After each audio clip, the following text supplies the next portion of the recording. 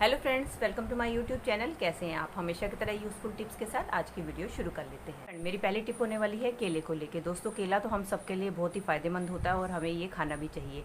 कई बार हमें छोटे बच्चों को केला देना होता है तो हम क्या करते हैं, पूरा केला नहीं देते हैं क्योंकि वो केला जो है ख़राब कर देते हैं। और कई बार हमें ज़्यादा छोटे बच्चों को देना होता है तो हमें आधे केले का ही इस्तेमाल करना पड़ता है। तो हम क्या करते हैं, आधा केला इस्तेमाल कर लेते हैं और आधे केले को उठाकर फ्रिज में रख देते हैं। लेकिन जब हम इस तरीके से फ्रिज में केले को रखते हैं तो हमारा केला बहुत जल्दी ख़राब हो जाता है और काला पड़ जाता है। तो अगर आपको इसको फ्रिज में रखना है तो उसको एक बहुत ही आसान ट्रिक लेकर आई हूँ।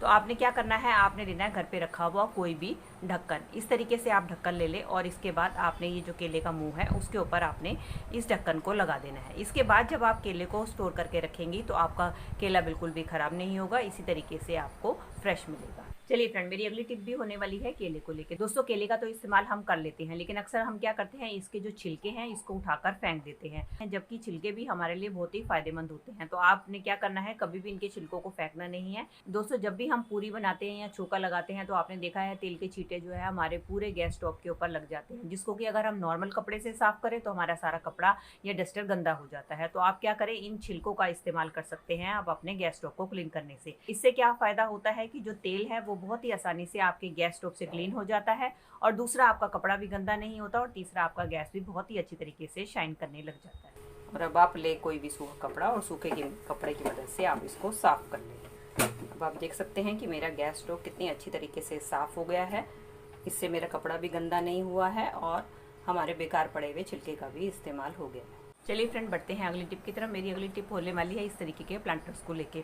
कई बार दोस्तों हम ऐसे घर में रहते हैं कि हमारे पास नीचे इतना स्पेस नहीं होता कि हम अपने प्लांटर को रख सकें, और इसको हैंग करने के लिए हमें अक्सर ऑर्गेनाइजर की जरूरत पड़ती है, जिसको कि हम मार्केट से खरीद के लेकर आते हैं। तो आज मैं आपके साथ एक बहुत ही बढ़िया जुगाड़ शेयर करने वाली हूँ, जिसकी मदद से आप बहुत ही आसानी से फ्री में ही अपने प्लांटर को हैंग कर सकते हैं। उसके लिए आपने लेनी है कोई भी अपने घर पे रखी हुई इस तरीके से डोरी।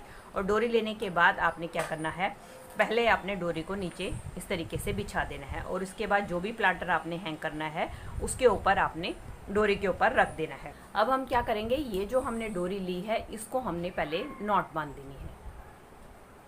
ये देखिए, इस तरीके से हम नॉट बांध देंगे, और नॉट बांधने के बाद हमने क्या करना है, धीरे धीरे इस नॉट को खोलना है। इस तरीके से हम नोट बांधेंगे, और इसके बाद हम नोट को खोलकर ये जो हिस्सा है इसको हम इसके अंदर डाल देंगे। डालने के बाद अब हमें क्या करना है, इस तरीके से गमले के पॉट के दोनों साइड पर डालते हुए हम इसको इस तरीके से खींच लेंगे। इस तरीके से खींच लेंगे। अब ये जो हमारा ऊपर वाला हिस्सा बचा है इसके ऊपर हम दो नोट बांध देंगे। ये देख सकते हैं, अब ये हमारा एक हैंगिंग प्लांटर बनकर तैयार हो गया है। इसकी मदद से आप इसको कहीं भी हैंग करके रख सकते हैं। चलिए फ्रेंड, देख लेते हैं अगली टिप को। मेरी अगली टिप होने वाली है इस तरीके के स्वीट बॉक्स को लेके, जो कि अक्सर हमारे घर पे आते हैं। तो हम क्या करते हैं, इसको उठाकर कबाड़ में फेंक देते हैं। तो आज इसका बहुत ही बढ़िया रीयूज शेयर करने वाली हूँ। उसके लिए आपने क्या करना है, उसके लिए ले आप एक पेन, और पेन लेने के बाद आपने इस तरीके से इसके ऊपर छोटे छोटे मार्क्स बना देने हैं। ये देखिए, मैंने इसके ऊपर ये 4 निशान बना दिए हैं। अब हम क्या करेंगे, किसी नाइफ की मदद से अब हम इसको कट कर लेंगे। ये देखिए दोस्तों, मैंने इसके चारों तरफ होल बना लिए हैं। अब हमें क्या करना है, अब हमें लेनी है डबल साइडेड टेप।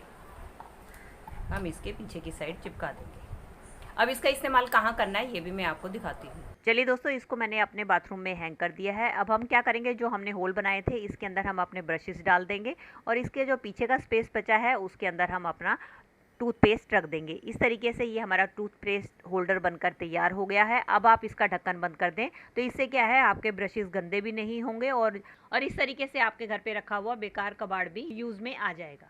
दोस्तों, अगली टिप में मैंने ले ली है एलोवेरा। दोस्तों, हम सब जानते ही हैं कि एलोवेरा हमारे स्किन के लिए, हमारे बालों के लिए, हमारी हेल्थ के लिए कितना ज़्यादा फ़ायदेमंद होता है।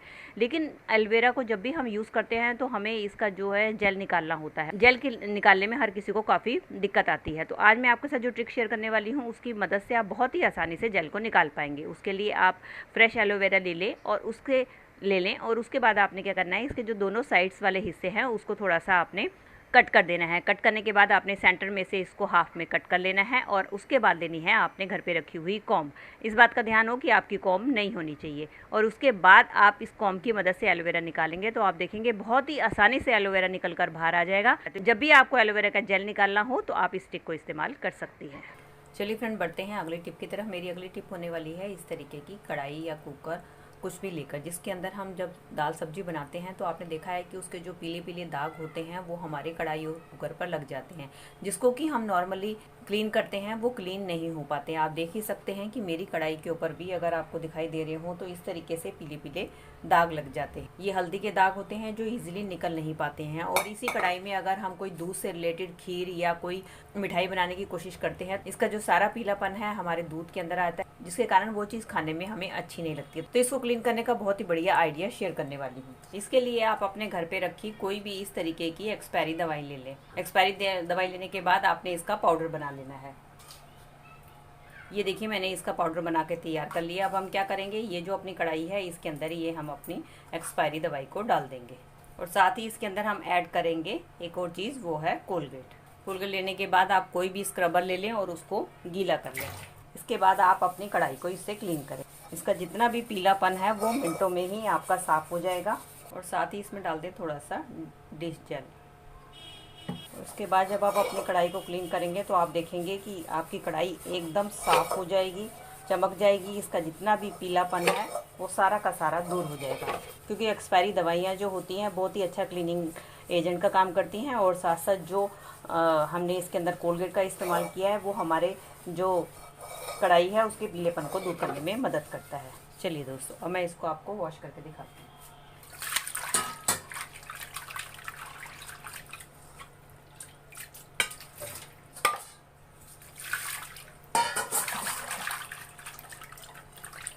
अब आप देख सकते हैं कि मेरी कढ़ाई एकदम साफ़ हो गई है। इसके अंदर जो भी पीले पीले दाग थे वो एकदम निकल चुके हैं। चलिए फ्रेंड, मेरी अगली टिप होने वाली है रोटी को लेके। दोस्तों, कई बार क्या होता है कि हम रोटी बनाते हैं और हमारी रोटी इस तरीके से बच जाती है, लेकिन इस तरीके की सूखी रोटी खाना किसी को भी पसंद नहीं होता। तो इसके चक्कर में हमें क्या होता है, नई रोटी बनानी पड़ती है। तो आज मैं आपके साथ जो तरीका शेयर करने वाली हूँ उसकी मदद से आप बिना किसी गैस, चूल्हा और इंडक्शन के अपनी रोटी को ही नई की तरह बना सकते हैं। उसके लिए आपने क्या करना है, आपने लेने हैं 2 कागज़। बस इस बात का ध्यान रखें आपके कागज़ एकदम साफ़ सुथरे और धुले हुए होने चाहिए। तो अब हम क्या करेंगे, एक कागज़ को नीचे रखेंगे और उसके बाद अपनी ये जो रोटियां हैं उसको आपने एक एक करके कागज़ के ऊपर रखना है। और उसके बाद हम रखेंगे दूसरा कागज़ और इसके बाद हम लेंगे प्रेस, और प्रेस को ऑन करके हम धीरे धीरे कागज़ के ऊपर इस तरीके से फेरेंगे। ऐसा करने से क्या होगा, इसकी हीट से जो है हमारी रोटी एकदम सिक जाएगी और एकदम नॉर्मल हो जाएगी। आपको पता ही नहीं चलेगा कि आपकी रोटी नई बनाई हुई है या पुरानी। इस तरीके से आप बासी रोटियों को भी फिर से यूज़ में ले सकती है। तो दोस्तों, ये थी मेरी आज की वीडियो। आई होप आपके लिए हेल्पफुल रही होगी। अगर इनमें से कोई भी टिप आपके लिए यूजफुल रही है तो प्लीज़ इसे एक लाइक दीजिएगा और मुझे कमेंट करके बताइएगा इनमें से आपको कौन सी टिप सबसे ज़्यादा बढ़िया लगी। चलिए, मिलती हूँ अगली वीडियो के साथ। Till then, take care and bye bye.